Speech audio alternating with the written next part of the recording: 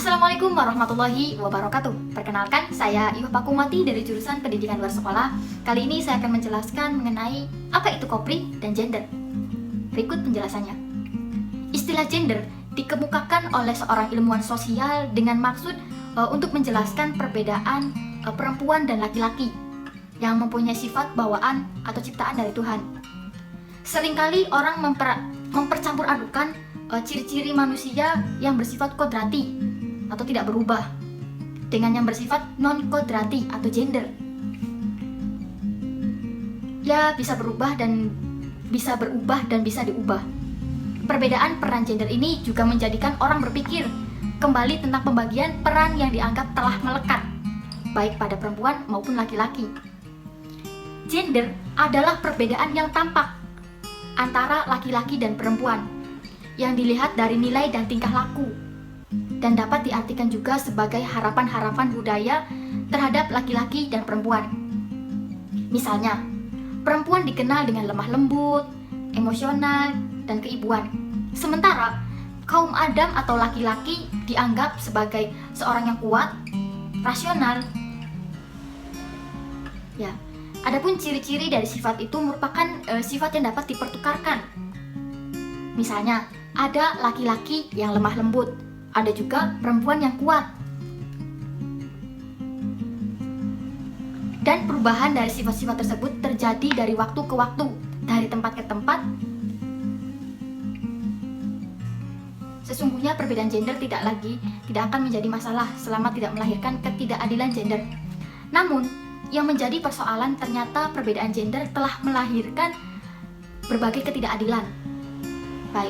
Baik bagi kaum laki-laki dan terutama terhadap kaum perempuan. Konsep gender merupakan sifat dan perilaku yang melekat pada kaum laki-laki dan perempuan, yang dikonstruksi secara sosial maupun kultural, atau sebagai peran dan tanggung jawab antara laki-laki dan perempuan yang ditetapkan oleh masyarakat maupun budaya yang disosialisasikan melalui proses sejarah yang panjang.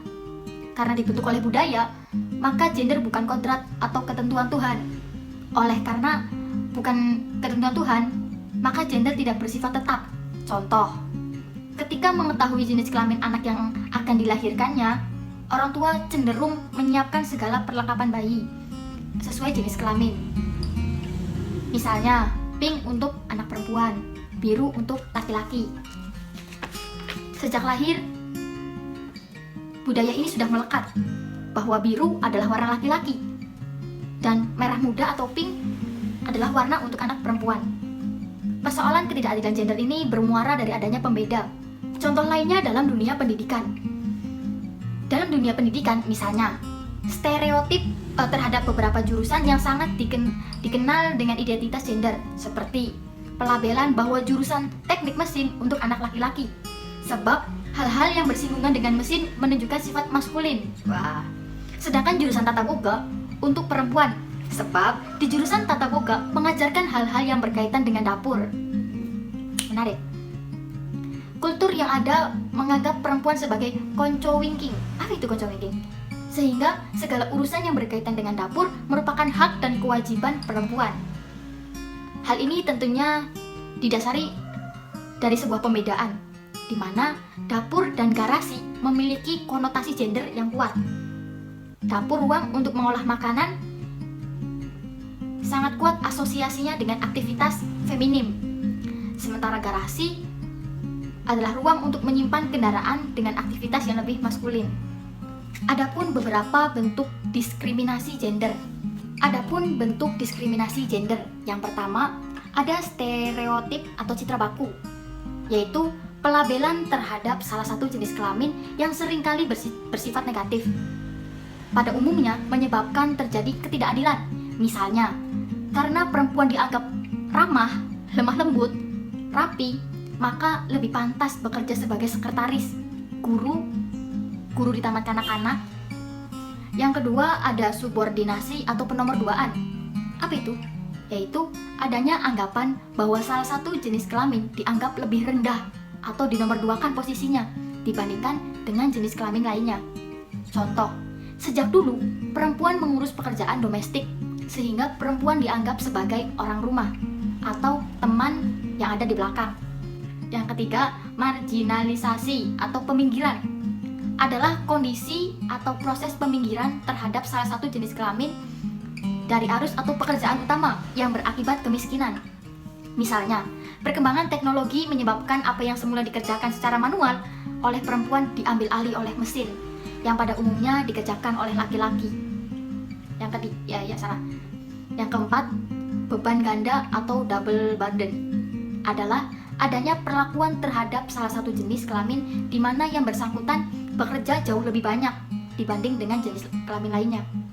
Berbagai observasi menunjukkan bahwa perempuan mengerjakan hampir 90% dari pekerjaan dalam rumah tangga.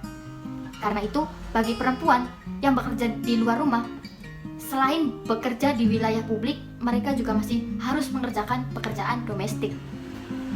Yang terakhir, ada kekerasan, yaitu suatu serangan terhadap fisik maupun psikologis seseorang, sehingga kekerasan tersebut tidak hanya menyangkut fisik, tetapi juga non-fisik, seperti pelecehan seksual, ancaman, paksaan, yang bisa terjadi di rumah tangga, tempat kerja, dan tempat-tempat umum lainnya.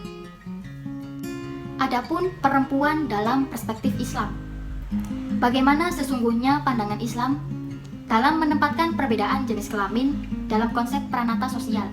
Catatan sejarah tentang kedudukan dalam struktur sosial, khususnya masyarakat Arab pra-Islam, sangat memprihatinkan. Perempuan dipandang tidak lebih dari objek perlakuan seks kaum laki-laki dan dianggap sebagai beban dalam strata sosial. Itulah sebabnya, dalam budaya masyarakat Arab, ketika itu bukan sesuatu yang naif untuk menyingkirkan perempuan dalam kehidupan dan pergaulan mereka. Tidak segan-segan mereka membunuh, bahkan mengubur anak perempuan mereka. Al-Quran sendiri secara langsung menyinggung hal ini dan menyindir mereka yang berpikiran picik, yang menganggap anak, khususnya perempuan, hanya sebagai beban sosial dan ekonomi. Islam mengakui adanya perbedaan antara laki-laki dan perempuan, bukan pembedaan. Perbedaan tersebut didasarkan atas kondisi fisik biologis perempuan yang ditakdirkan berbeda dengan laki-laki. Namun, perbedaan itu tidak dimaksudkan untuk memuliakan yang satu dan merendahkan yang lainnya. Adapun salah satu haknya atau beberapa haknya, yaitu yang pertama, ada hak dalam bidang politik. Yang kedua, ada hak dalam memilih pekerjaan. Yang ketiga, ada hak memperoleh pekerjaan. Hak dalam memilih pekerjaan. Memilih pekerjaan bagi perempuan juga tidak ada larangan, baik itu di dalam ataupun di luar rumah, baik secara mandiri atau secara kolektif, baik di lembaga, pemerintah ataupun swasta, selama pekerjaan tersebut dilakukan dalam suasana terhormat, sopan, dan tetap memelihara agamanya, serta tetap menghindari dampak negatif dari pekerjaan tersebut terhadap diri dan lingkungannya. Mungkin itu saja yang bisa saya sampaikan, kurangnya saya mohon maaf. Akhir kata, wassalamualaikum warahmatullahi wabarakatuh. Sampai jumpa.